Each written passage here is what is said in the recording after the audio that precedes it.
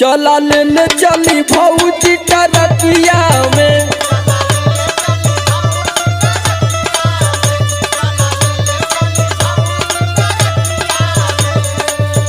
देखो हम तोहरे ट्रक व्रक में नहीं बैठब और ज्यादा हमसे जबरदस्ती मत करो, समझ में आयल कि नहीं?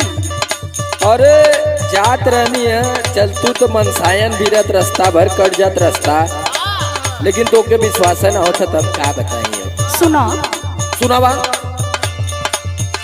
नहीं चढ़बो मो तोहरा टरकिया में,